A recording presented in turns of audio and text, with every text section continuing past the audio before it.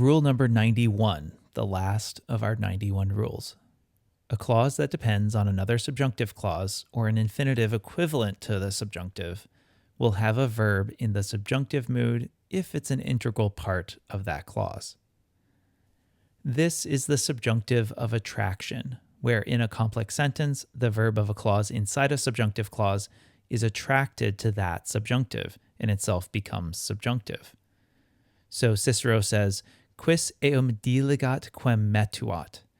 Who would love a man whom he fears? We have our main clause, this quis eum diligat, which is a deliberative subjunctive, Rule 63. But this also has a relative clause. The quem refers to the eum.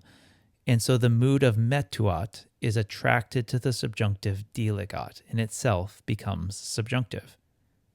Here's another one from Cicero, this time involving a fear clause. Sed vereor ne dum minuere velem laborem augeam.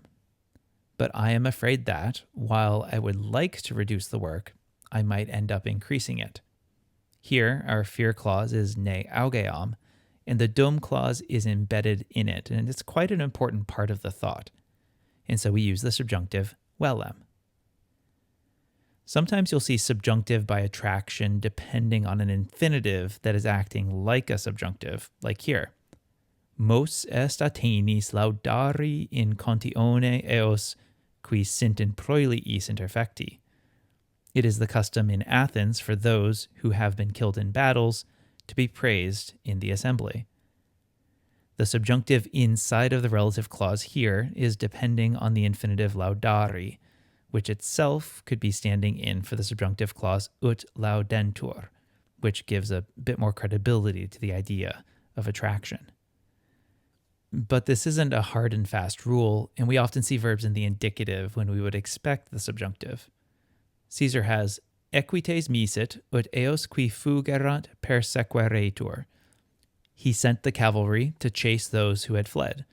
Our verb in the relative clause, fugerant, is pluperfect indicative, even though you would expect it to be attracted to the subjunctive persequeretur. And Catullus has quod vides perisse perditum ducas. You should consider lost that which you see to have perished. Vides is indicative, even though it's in a relative clause dependent on the subjunctive ducas.